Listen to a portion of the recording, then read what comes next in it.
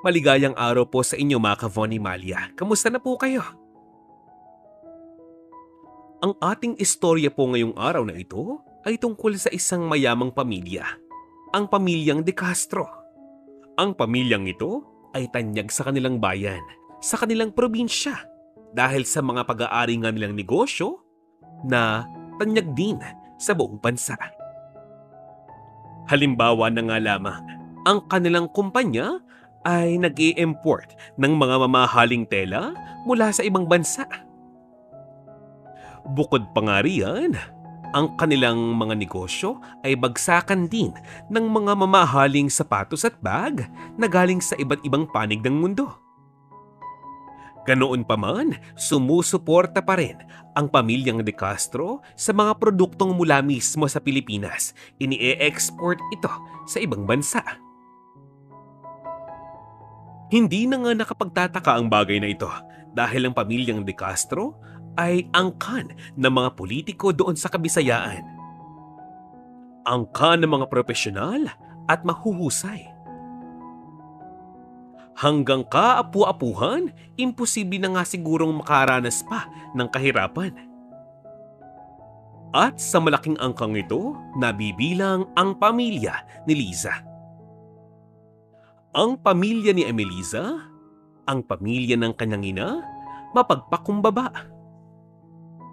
Ang turo nga kasi sa kanila hanggat maaari, huwag masyadong kumilos na kala mo ba'y kung sinong mayaman, kung sinong mayabang. Dapat marunong makipagkapwa-tao at makiisa sa mga kasamahan. Dapat hindi mapanghusga, dapat hindi matapobre. Ang turo nga kasi ng kanyang mga magulang dito kay Liza, walang dahilan para sila ay magyabang dahil sa mata ng mga tao, maaaring sila ay mayaman. Pero sila mismong mga bata pa, sila mismong mga anak pa, ay wala pang napapatunayan. Kaya nga naman itong si Liza at ang kanyang mga kapatid ay hindi nga asa sa yaya, hindi asa sa kasambahay. Kung kaya nga nilang gawin, gagawin nga nila. Anumang gawaing bahayan, sa loob man o sa labas. Bit-bit ni Emelisa ang katangiang ito hanggang sa kanyang paglaki, hanggang sa siya'y magdalaga at tumuntong sa tamang edad. Hindi na nga nakapagtatakang itong si Liza ay gustuhin ng maraming mga binata. Matalino, edukada, marunong makisama, palakaibigan at sadya namang napakaganda. Sa dami ng lalaking nagkakagusto sa kanya, isang lalaki lamang ang nagtagumpay na makuha ang kanyang pag-ibig. Ang lalaking ito ay anak mismo ng isa sa pinakamayamang may-ari ng kumpanya ng alak dito sa Pilipinas. Nagsimula sa pagkakaibigan itong si Liza at si Dan. Hanggang sa mabuo ang pag-iibigan at ngayon nga nagbabalak ng magpakasal. At hanggang sa puntong ito, isa lamang ang paalala ng kanyang ina sa kanya. Matutong mabuhay ng simple nga lamang. Hanggang sa iyon, nakapagpakasal na nga ang mag-asawang ito. Hindi masyadong magarbo, pero alam niya na ito ay espesyal dahil mahal na mahal niya ang kanyang asawa. Nang matapos ang kasal, binigyan ng isang kaunting task ng mga magulang ni Liza ang mag-asawang ito. Ang sabi ng ina nga ni Liza, tutal, alam naman nga nila kung anong estado ng kanilang buhay.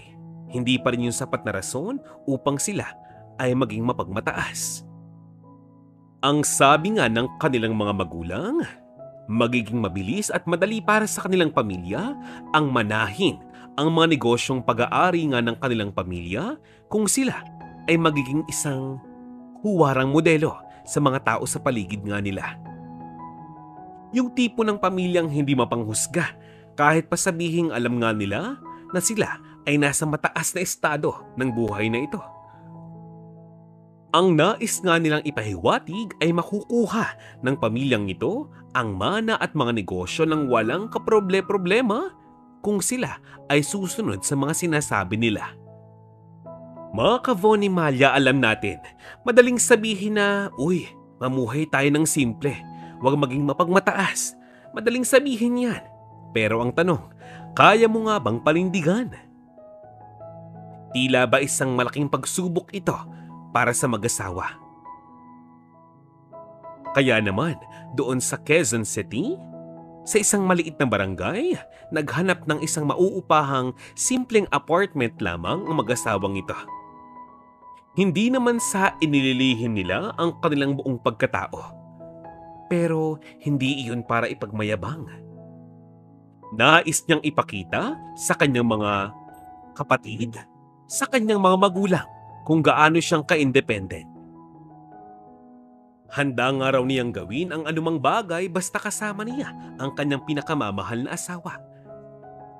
Ngayon, ang setup ng mag-asawang ito ay parang isang normal na Pilipinong pamilya. Halimbawa, ang isang babae o ang asawang babae nasa bahay lamang, naglilinis, nagluluto, habang ang asawang lalaki magtatrabaho sa labas. Tulad ng isang makalumang tradisyon, ibibigay ng asawang lalaki ang buong sahod niya sa kanyang asawang babae. Ipapakita nila sa kanilang mga magulang kung gaanong katibay ang kanilang pagsasama. Kasi maaaring sila'y nagmamahalan talaga, pero iba ang buhay, may asawa. Katulad nga ng sinabi ng mga magulang ni Dan, pagkatapos daw ng mahigit 3 taon, may sariling bahay na nga silang maaaring uwian. Tila ba napakalaking pagbabago nitong buhay na ito para sa mag-partner na Dan at Liza.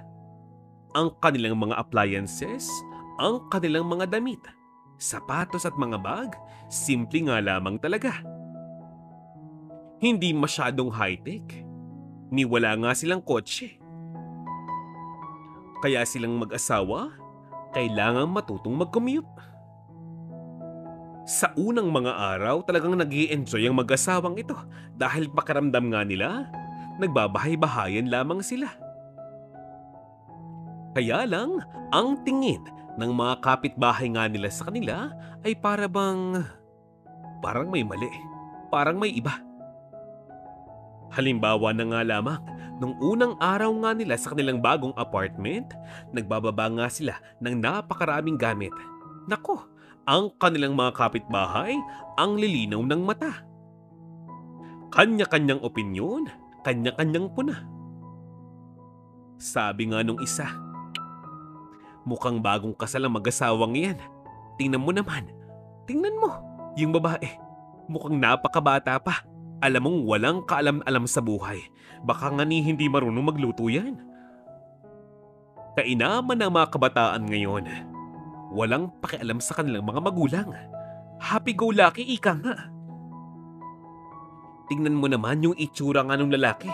Parang wala pang napapatunayan sa buhay. Ang sabi naman ng isa pang tsismosang babae, palibhasa yang mga yan, sa malamang, asa na nga lamang sa magulang. Baka gusto mo, magpustahan pa tayong dalawa. Pagkatapos ng ilang buwan, maghihiwalay din yan. Parang yung anak ni Aling Esther at paring Cardo. Balita mo ga?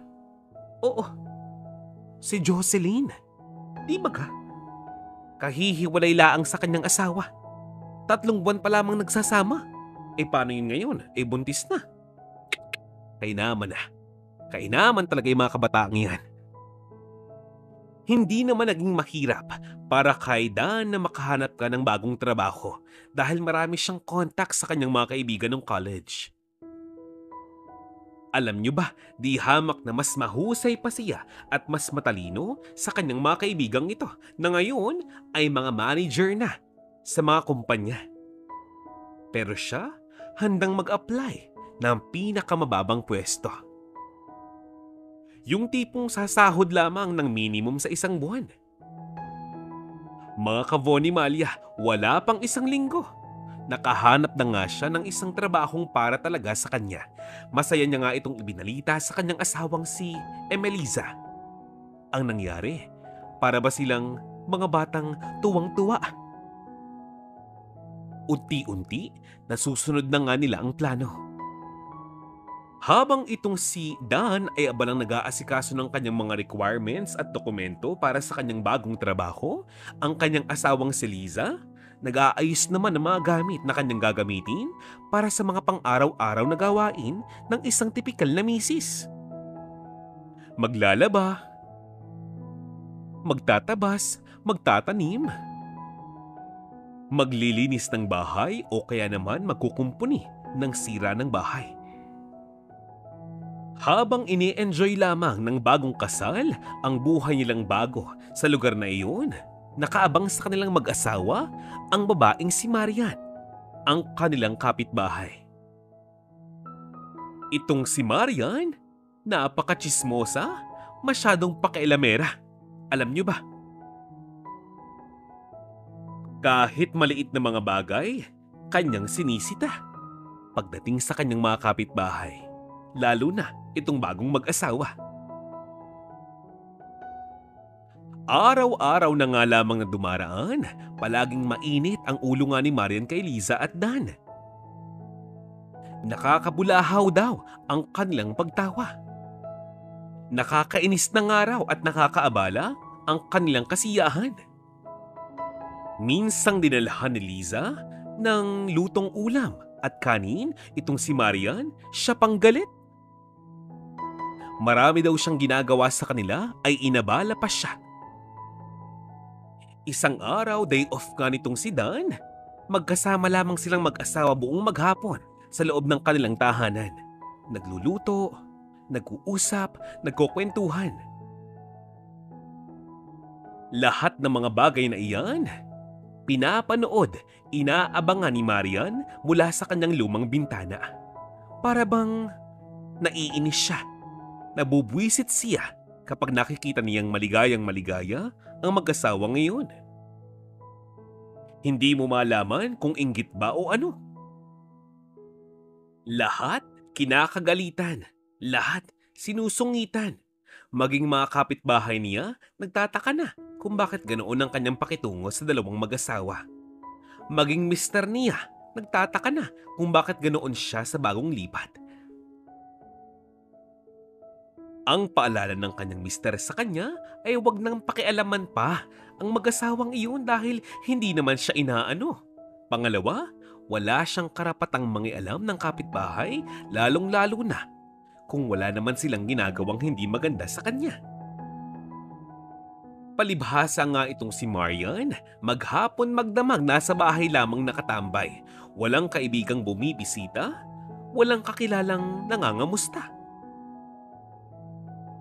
Naging habit na nga niya ang pumuna ng kung sino mang nasa paligid ng kanyang tahanan.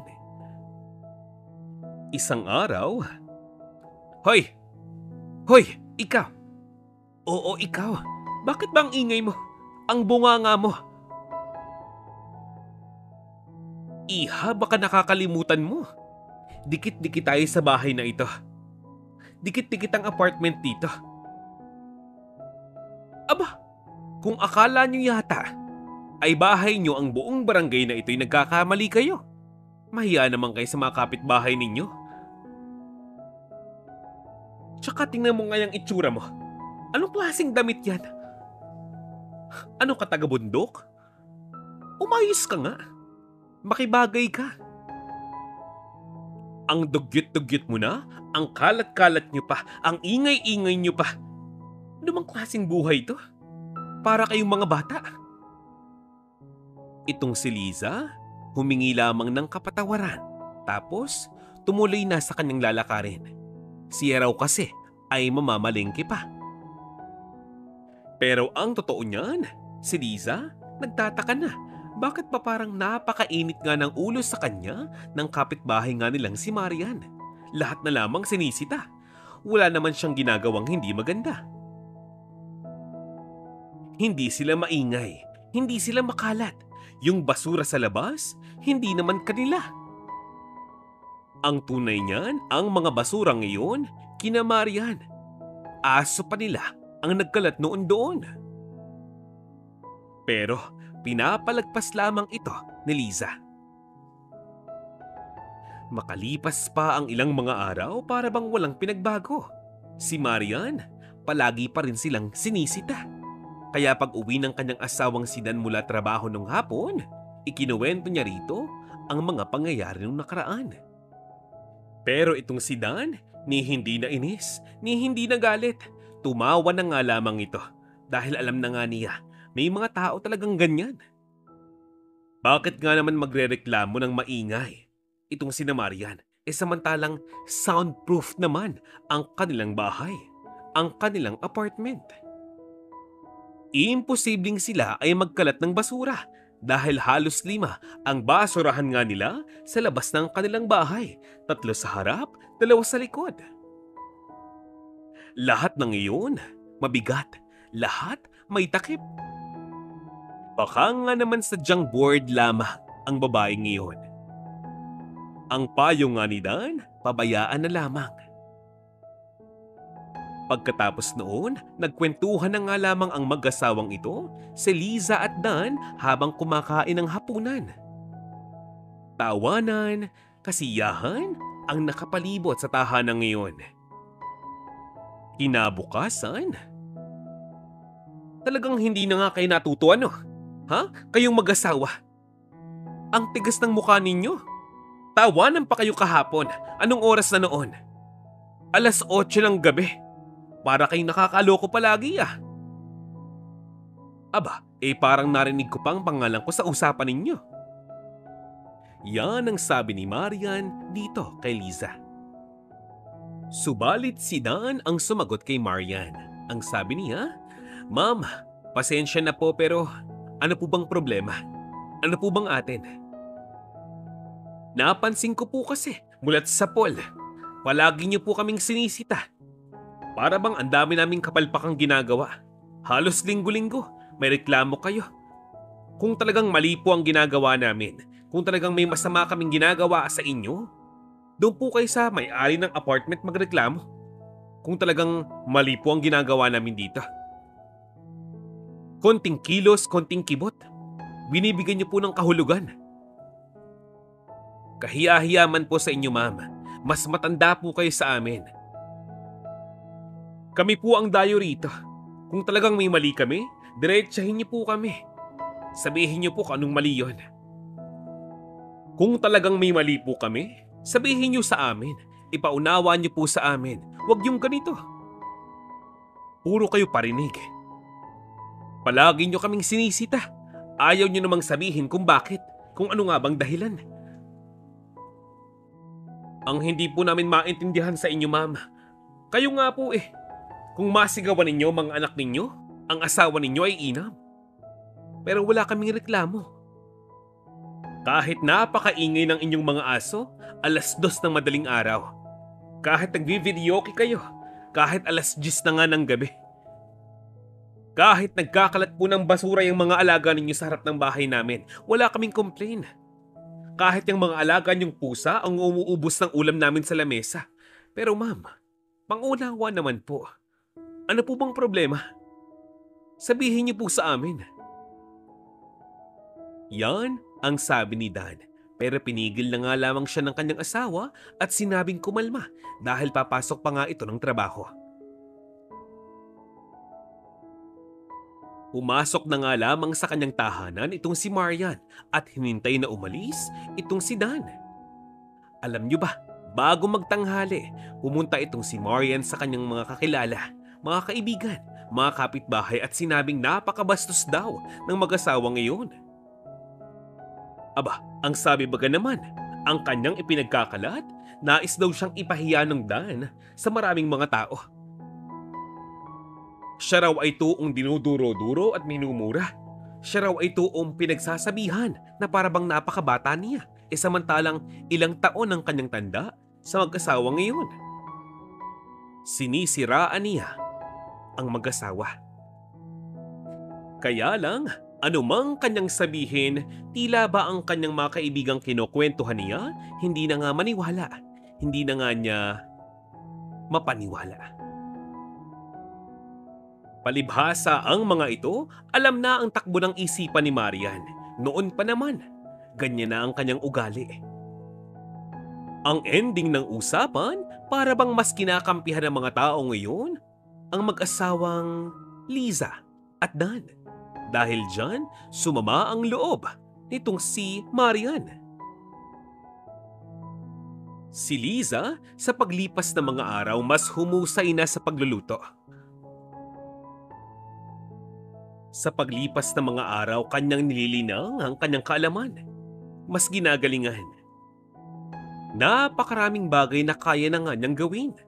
Kayang kumpunihin, kayang ipakita sa kanyang mga magulang na hindi na nga niya kailangang umasa pa sa pera lamang. Magaling na nga siyang mag-budget ng pera.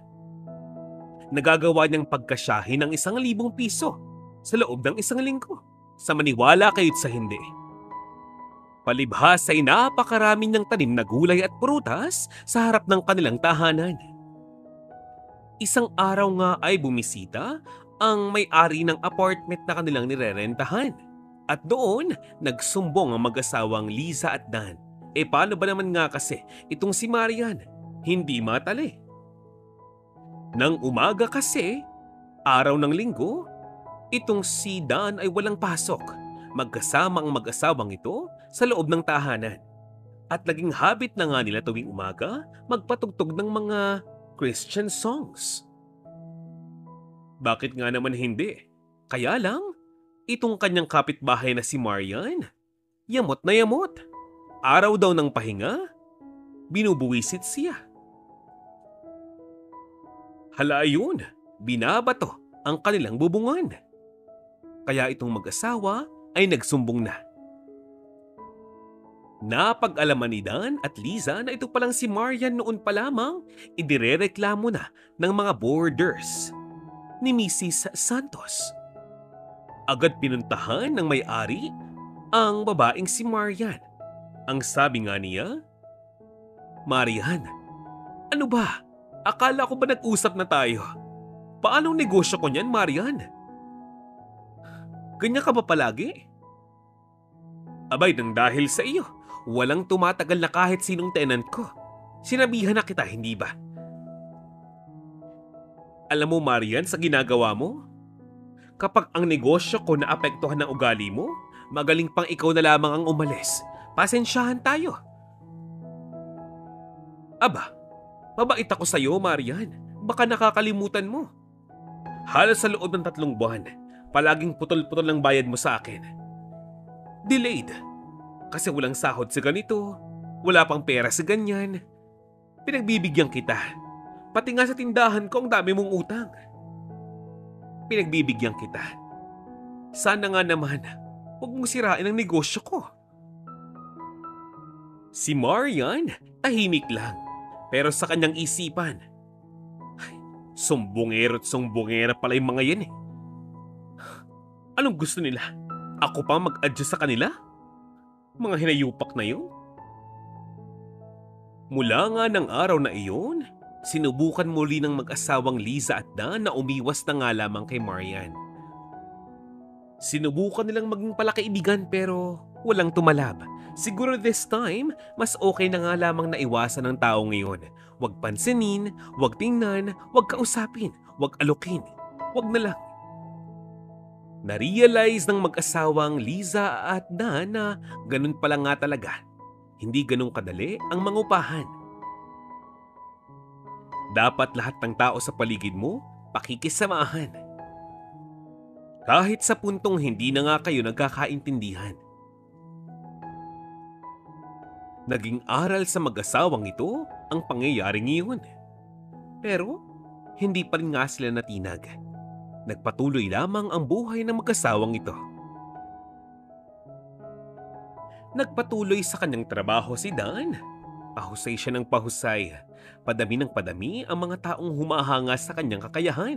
Hindi na nga nakapagtatakang bukas isang araw, ma-promote na nga ito. Medyo natagalan. Alam niyo naman, di ba? Kapag nagmula ka sa isang napakababang pwesto, hindi agad mapapansin ang paghihirap mo, ang husay mo. Habang hinuhusayan ni Dan ang kanyang trabaho, itong si Liza, nagkakaroon naman ng mas maraming kaibigan. Mga kapitbahay din niya. Naamoy ng mga ito ang mga pagkaing kanyang niluluto at ang payo nga sa kanya bakit hindi gumawa ng isang maliit na kainan, tindahan para kahit papaano umikot naman ang kanyang pera. At gustong matikman ng mga taong ito ang kanyang mga gawa. Na-share pa niya sa mga ito na mahusay rin siyang mag-bake. Hanggang sa halos araw-araw may bumibisita ng mga kaibigan itong si Liza sa kanilang tahanan. Dahil dyan, lalong nag-alab ang yamot, inggit at inis nitong si Marian kay Liza. Paano ba naman? Matagal na nga siyang nakatira sa apartment na iyon. Ni wala siyang naging kaibigan. Samantalang si Liza, wala pang 3 buwan, wala pang 5 buwan sa apartment na iyon. Dumami na ang kakilala. Hindi raw ito katanggap-tanggap. Ang tumatakbo ngayon sa isipan nga nitong si Marian, ang paplastik daw pala ng mga tao sa kanyang paligid. All this time akala niya kaibigan niya ang mga ito. Yung pala, katsismisan lang. Hindi pala kaibigan ang turing sa kanya. Kaya naman pala, ilang beses na kanyang niyaya ang mga ito na bumisita sa kanya, hindi pumupunta. Puro dahilan, puro palusot. Bigla pa niyang na-realize kung talagang mag-asawa itong si Liza at Dan, bakit wala pa rin silang anak? Bakit ganoon? Baka naman nga itong si Liza ay kabit lamang nung Dan. Kaya siguro si Dan ay palaging wala dahil umuuwi ito sa bahay ng kanyang tunay na asawa. Diba? Posible nga daw yun.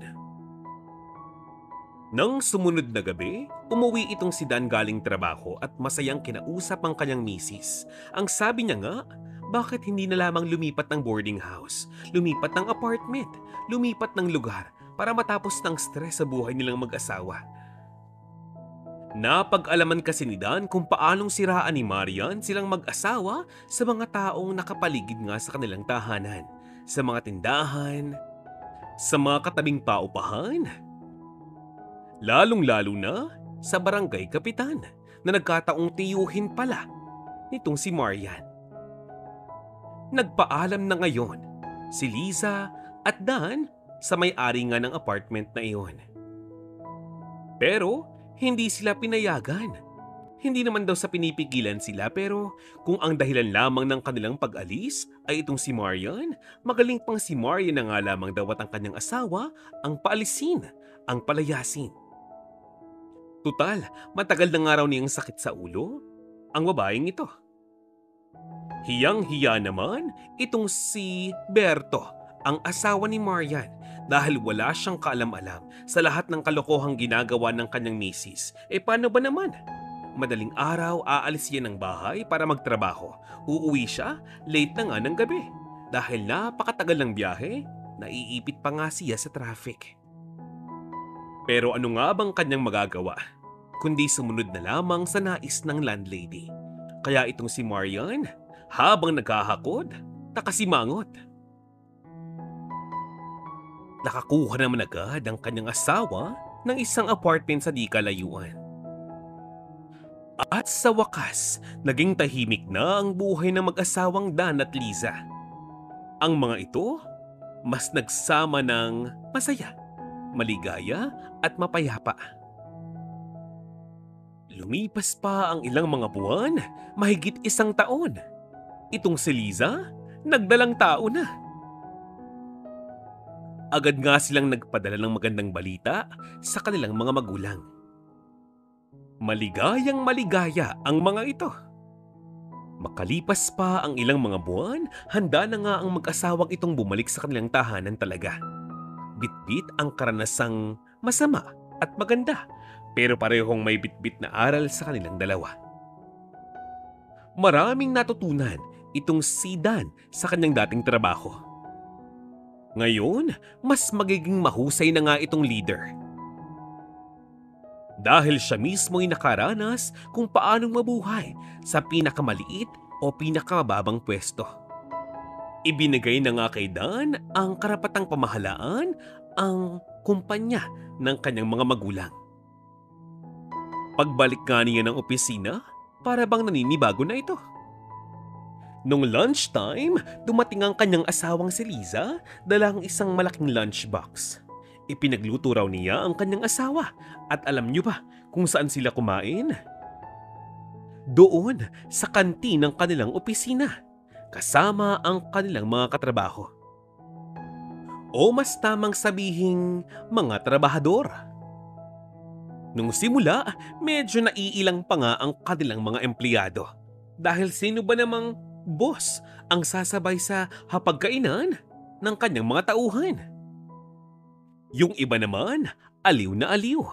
Dahil sa ugali nga ni Dan at Liza na para bang sanay na sa ganong klase ng pakikisama. Nagkwentuhan sila, nagtawanan, nagkamustahan. Pero akalain nyo nga naman napakaliit ng mundo. Sino mag-aakala na itong si Marian ay nagtatrabaho na rin sa kumpanyang pinagkatrabahuan ng kanyang asawa? Kaninong kumpanya? Kina Liza at Dan. Nung lunchtime, nakita niya ang mag-asawang itong kumakain nga doon sa may kantin. Ang bulungan niya, tingnan mo nga naman napakaliit ng mundo. Ang mag-asawang kinaiinisan ko ng sobra, nandito rin pala nagkatrabaho. Ang iniisip niya, mas ahead ang kanyang asawa kay Liza at Dan. Dahil di hamak na mas matagal na nga itong nagtrabaho daw doon. Dahil sa matagal na panahon nga, itong si Liza nasa bahay lang. Kasama ni Marian ang kanyang mga bagong kakilala. Umupo sila mismo sa isang lamesang hindi kalayuan kina Liza at Dan. Tiningnan niya ng masama ang mga ito. Si Liza umiwas na nga lamang ng tingin. Pero itong si Dan, dahan-dahang lumapit dito kay Marian. Ang sabi nga niya, "Oh, ma'am, nandyan pala kayo. Kamusta na po kayo? Long time no see. Kailan pa kayo rito? Don't tell me, andito po ang asawa ninyo? Magandang bagay yan. Mabuti po yan." Ang sabi ni Marian, "Huwag mo ka akong kausapin. Baka isipin ng mga tao kakilala kita. Baka isipin nila close tayo. Lumayo ka nga rito." "So what kung andito ako? Bawal ba ako rito? And for your information, ang asawa ko ay matagal na rito. Mahigit ng 10 taon dito ang asawa ko. Hindi pa kami kasal, andito na siya. Sa itsura't forma ninyo ay parang training pa lamang kayo ano? Nasaan ang kabit mo? I mean, si Liza." Hanggang dito ba naman magkakalat kayo? Nakakahiya. Yan ang bulong ni Marian. Pero ang sabi ni Dan, "Grabe naman ma'am, hanggang ngayon ba naman ganyan pa rin katalas ang tabas ng inyong dila? Wala pa rin kayong pinagbago." "Guard! Guard! Hali nga kayo rito." "Sir, yes sir. Ano pong problema? Ano pong aming maiitulong sa inyo, sir?" Ang sabi ni Dan, "Guard, gusto kong i-escort nyo ang 3 babaeng ito patungo sa HR ngayon na." Ang dagdag pa ni Dan, "Nais kong hanapin ninyo, kontakin ninyo ang asawa ng mga babaeng ito." Sige na. Si Marian nagwawala, parang hindi pa niya maintindihan kung ano bang sitwasyon meron siya ngayon. Ganoon din ang kanyang mga kasama. Nang maya-maya pa, makita niya ang suot na ID nitong si Dan. Hindi siya makapaniwala na ang lalaking kausap niya, ang asawa ni Liza, ang may-ari ng kumpanyang pinagtatrabahuan nga ng kanyang mister. Napaiyak na nga lamang ito, napahagulgol. Napayakap na lamang sa kanyang mister nang dumating ito. Nang malaman ng kanyang asawa ang kanyang ginawa, napasuntok na nga lamang ito sa pader at hiyang-hiya. Sabi nga ng kanyang mister, puro kahihiyan na lamang ang kanyang ginawa sa buhay nito. Hindi na nga raw ito naging isang mabuting asawa at anak. Hindi na nga siya naging isang mabuting ina. Dahilan para lumayas ang kanilang uniko iho, Pati ba naman sa trabaho? Nakakahiya. Maya-maya pa, dumating na si Liza. Hawak niya ang kanyang tiyan. Napakasama ng kanyang tingin dito kay Marian. Bumalik nga kasi sa kanyang alaala ang lahat ng mga ginawa sa kanya at sinabi sa kanya nitong si Marian. Napaka-emosyonal nga nitong si Liza dahil siya ay nagdadalang tao. Kaya lang, maya-maya pa, natumba itong si Liza. Nawalan nga ito ng malay matapos kausapin itong si Marian at ang kanyang asawa. Agad naman siyang naisugod sa pinakamalapit na private hospital. Binalikan ni Dan itong si Marian at sinabi nga niya na kung may mangyayaring masama sa kanyang asawa at sa kanyang anak, pagbabayarin niya ang mag-asawa ngayon. Si Marian at ang kanyang mister halos magmanikluhod, nagmamakaawa kay Dan na patawarin siya sa kanyang mga nagawa. Naiwang nagsisisihan si Marian at ang kanyang mister. Nagkandalabo-labo na, nagkabuhol-buhol na ang problema ng mag-asawang ito. Mabuti na nga lamang at ligtas naman itong si Liza at ang bata sa loob ng kanyang sinapupunan. Upang hindi na nga maulit ang pangyayaring ito, umaksyon na mismo ang ama nitong si Dan. Gamit ang kanyang koneksyon sa buong NCR, ibinaniya itong si Marian at ang kanyang asawa upang hindi na nga sila makapaghanap ng trabaho, upang wala nang tumanggap sa kanila. Sa loob ng halos 3 buwan bilang parusa. Nang dahil sa pangyayaring ito, iniwan, hiniwalayan ng asawa ni Marian si Marian. Nag-apply na nga lamang ito patungo ng Saudi bilang isang OFW. Panahon ng araw para bawiin niya ang mga nasayang na panahon sa piling ng kanyang dating asawa. Isa lamang ang sigurado ko, naging aral dito kay Marian ang pangyayaring ito. Ngayon, kakailanganin niyang harapin ang mga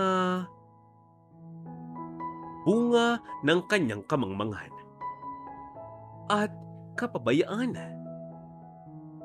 Nagpatuloy ang buhay ng mag-asawang Dan at Liza. Itong si Liza at Dan naging mahusay na mga owners ng mga negosyong pag-aari nga nila. Lahat ng mga workers nila, iginagalang sila at inirerespeto. Pamilya ang turingan nga nila sa loob ng kumpanya. Proud na proud naman sa mga ito ang kanilang mga magulang. Worth it ang lahat ng bagay na kanilang isinakripisyo para sa dalawa. Ipagpapatuloy ni Dan at Liza ang henerasyon ng tagumpay at pagpupunyagi ng hindi nagmamataas sa kapwa o kahit na kanino man. Maraming salamat sa Diyos. At dito na nga po nagwawakas ang ating istorya ngayong araw na ito. Maraming salamat po. Shout out time mga Kavonimalia. Simulan po natin kay Marie Santiago, April Spindler, Lani Ibanez, Lisa Rubio at Erlinda Claveria. Kasama sina Miss Shirley Cordero, Mirna Galicia, Gloria Narciso, Arlene Malyari, Beatriz Bihaire at Alfredo Sigua. Hi din po sa inyo Mr. Rufo Dalisay, Alice Azul, IG Atilio, Rowenang, Annaliza, Agot Sansolis, Narciso Salao, Mesha Midan, Sonia de Guzman, Eva Faye Castro, Tessie Solangoy, Diana Mariza Ulda, at Rolanda. Muli, maraming salamat po sa inyong pakikinig. See you again next time mga Kavonimalia. Have a great day. Ingat po kayo. Paalam.